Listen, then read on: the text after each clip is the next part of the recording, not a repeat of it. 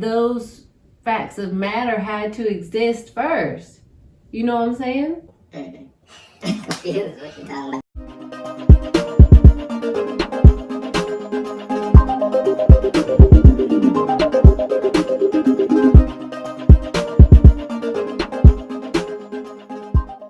Hey guys, it's Faith Duo. Back with another video.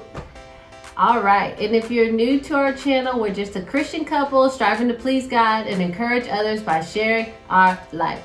Today we're going to be doing a reaction to a video on proof of God, so make sure you watch all that. It's amazing. We have COVID. Congratulations. Every single one of us has it. I mean, Raph lost his sense of taste and smell, so have I, but I haven't gotten mine back. And I've had it over, 7 days now. Gracie is the last one to get it, and hopefully she will be over it soon. Her fever already broke, so we're thankful for that. It's been a rough couple weeks. I know I had it for about 4 days real bad, and then everybody else started falling in line getting it. And so we've just been trying to take care of everybody after that. Let's get started. In the beginning was matter, and matter begot the amoeba.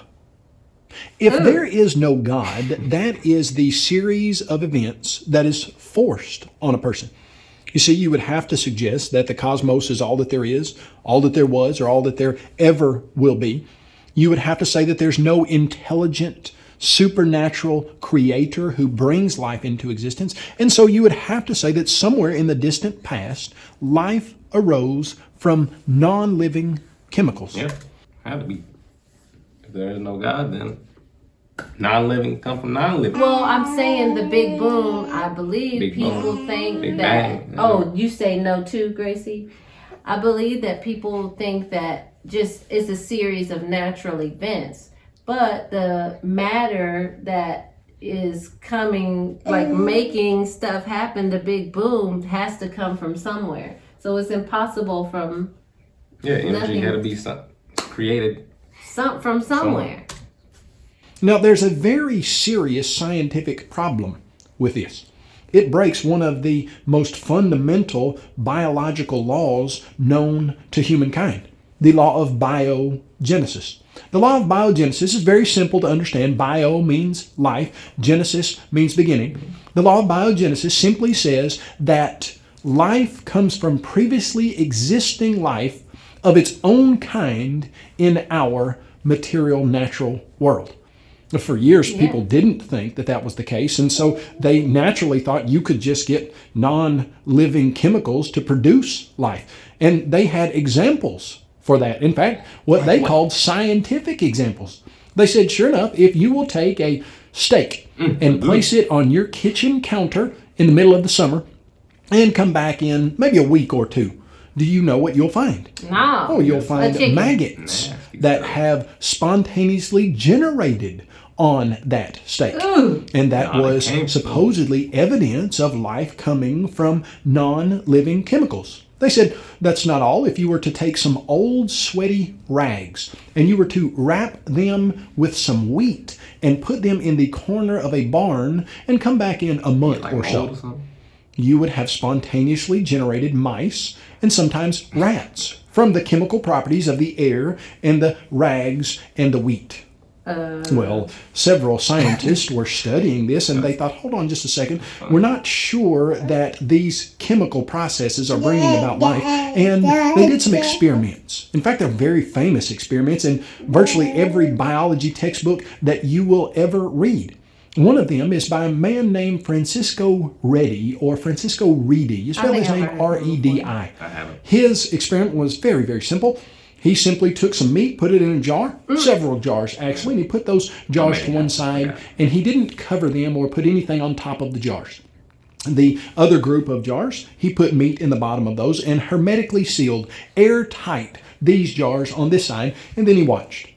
He watched as flies flew into the meat that was uncovered, and they tried to fly into the meat that was covered, and they couldn't. And maggots formed on the uncovered meat. Maggots did not form on the covered meat. And so he said, I think flies are producing maggots. Smart. Now, the naysayers of his experiment said, hold on just a second. Your problem is you didn't let air get into the meat in the sealed jars. And that's what it takes for spontaneous generation to occur, air to get into the meat. And so he said, well, let's try it again. Put some jars over here with meat in the bottom and no seal. Put some jars in the middle with meat in the bottom and gauze-like netting substance on the top. And then put the sealed jars with meat over here. That's a lot of Flies steaky landed on the wasted. sealed jars, couldn't get in. Flies landed on the netting that was on top of the middle jars, and maggots formed on the netting, but not in the meat. Ooh. And then over here, the maggots formed on the meat in the unsealed jars. So in 1660, Reedy said, I think that flies are producing maggots. I don't think that they are spontaneously generated. Well, And everybody said, we think you're right. But then basically when they asked him, what about other forms of life? Can they spontaneously generate? He said, yeah, just not maggots. Well, that idea continued for about another 200 years until the mid-1860s. In the mid-1860s, a man came along that you're probably very familiar with, even though you might not know that you are. If you were to go to your refrigerator in the morning and pull out a gallon of milk or apple juice, on the side of it, you would read that it's pasteurized. What does it mean that milk is pasteurized? Heated. Well, what does that mean? It's like a chemical process where it like heats up the milk or something that kills all the germs. So I can't remember exactly, but So what I if think we it get is. a cow, we just need to boil the milk and then it'll be safe. Something like that. But some people think you should drink it without pasteurizing it. Some people don't even think you should drink milk. Yeah. Lots of opinions. it means that there's a process called pasteurization that was named for a scientist named Louis Pasteur. Louis Pasteur proved once and for all that life doesn't spontaneously generate from non-living chemicals. In fact, in 1860, 1868 or so, around that time, Pasteur did some experiments where he would put meat broth or hay broth in the bottom of a flask, and he would boil it. And then in the 1860s, they had microscopes, and they would zoom in on that broth, and they would see that before he boiled it, there were millions of swimming microscopic organisms. After he boiled it, it killed all of those microscopic organisms.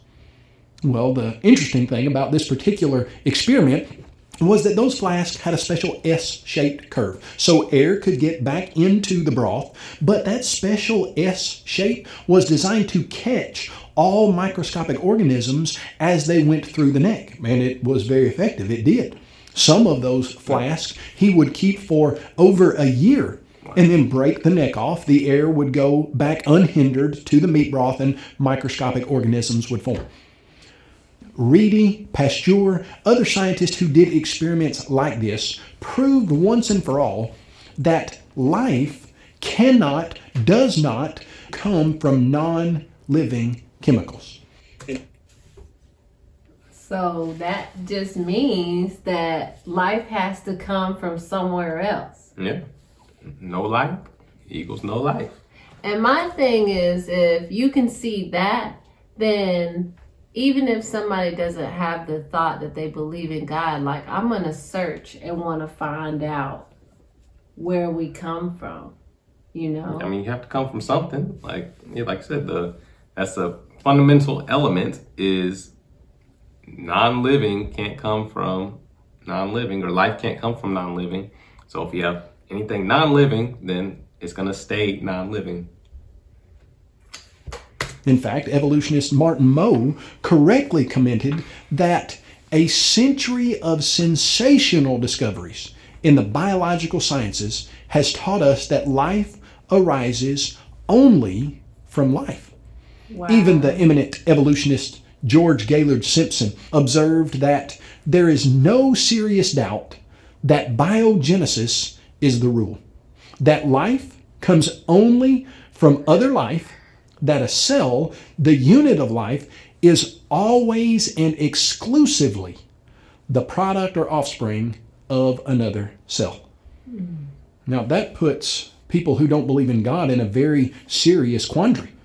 Big If this quandary. material universe is all that there is and all that there was and all that there ever will be, and life somehow in the beginning came from non-living chemicals, and yet every single scientific experiment ever done in the biological sciences proves that can't be the case, then what's the alternative?